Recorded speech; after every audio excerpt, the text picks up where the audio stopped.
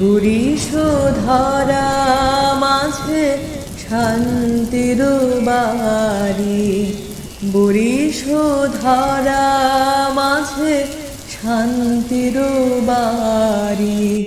শুষ্ক হৃদয় লয়ে আছে দাঁড়ায়, শুষ্ক হৃদয় লয়ে আছে দাঁড়ায়। ঊর্ধ্বমুখে নরনারী, বুড়িশোধরা মাঝে শান্তির বাড়ি, বুড়িশোধরা মাঝে শান্তির বাড়ি। না থাকে অন্ধকার, না থাকে মোহপাপ, না থাকে শোক পরিতাপ। না থাকে অন্ধকার, না থাকে মোহপাপ, না থাকে শোক পরিতাপ।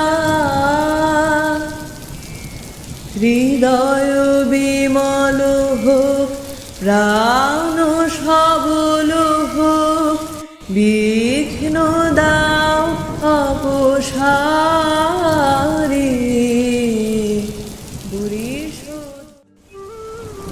ও বরষা, আষাঢ় কোথা হতে আজ বেলি ছাড়া, মাঠের শেষে শ্যামল বেশে ক্ষণেক দাঁড়া।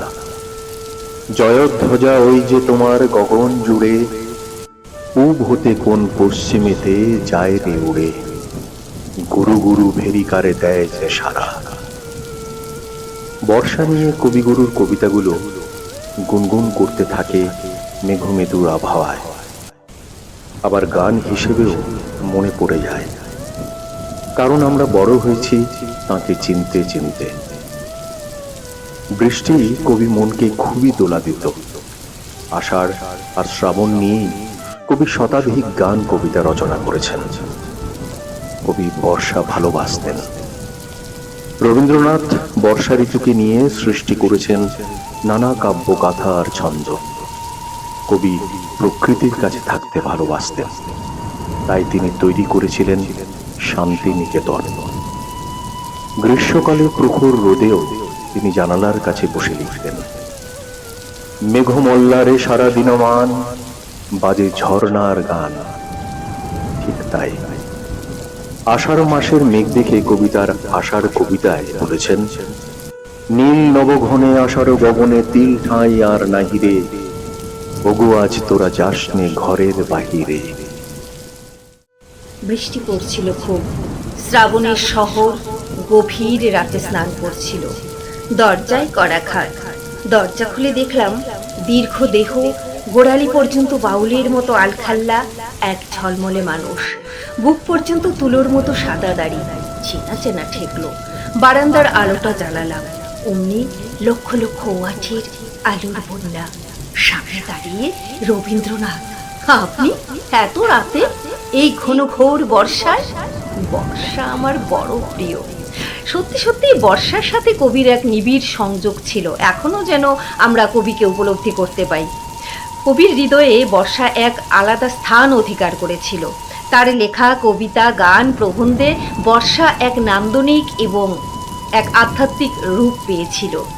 বর্ষাকে তিনি প্রেম এবং বিরহের ঋতু হিসেবেও বর্ণনা করেছেন এবং তিনি বসন্ত নিয়ে প্রচুর লিখেছেন, কিন্তু বর্ষা ঋতু নিয়ে সর্বাপেক্ষা লেখা রয়েছে তার।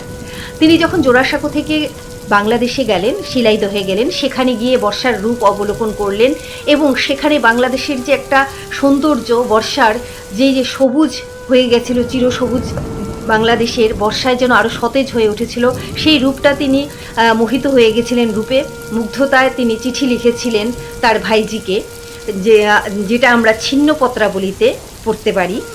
সেখানে মুগ্ধতা যেমন ছিল বর্ষার রূপের, তেমনি বর্ষার যে বন্যা হয় নদীমাতৃক বাংলাদেশে, বন্যায় যে প্রজাদের দুঃখ দুর্দশা, যে একটা ভয়াল রূপ বন্যার, বর্ষার, সেটাই কিন্তু তিনি আতঙ্কিতও হয়েছিলেন। তার চিঠিতে সেটা আমরা পেয়েছি। তো বর্ষা নিয়ে বলতে গেলে অনেক কিছু বলা যায়, আর বর্ষা তার লেখা অনুভবগুলিই তো আজকে আমাদের মধ্যে অনুভূত হয়।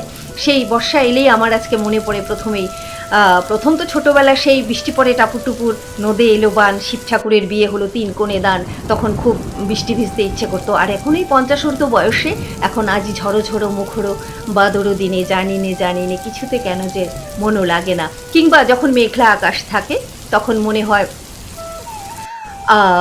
মনোমোর মেঘেরও সঙ্গী উড়ে চলে যায় দিক দিগন্তেরও পানে। কিংবা যখন রাত্রিবেলা ঘুমালাম, একদম কড়কড় করে বাজ পড়লো আর ঝমঝমি বৃষ্টি নামলো, তখন মনে হয় সঘন গহন রাত্রি ছড়িছে শ্রাবণ ধারা, কিংবা সাঙ্গন গগনে ঘোর ঘন ঘটা। এইসব মানে প্রচুর আছে, তাছাড়া কবিতা তো রয়েছে।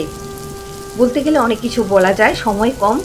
একেবি টিভির এই প্রয়াসকে সাধুবাদ জানাতেই হয়। সকল কর্ণধার সহ সকল সদস্যকে শুভেচ্ছা অভিনন্দন জানাচ্ছি। আমার টিভিতে আমি একেবি টিভি পাই না, কিন্তু সোশ্যাল মিডিয়ায় আলাদা মাত্রিক এই পরিবেশনাগুলি আমি অবশ্যই দেখি এবং আমার মুগ্ধতাও থেকে যায় একেবি টিভির প্রতি। সকলে ভালো থাকুন, নমস্কার।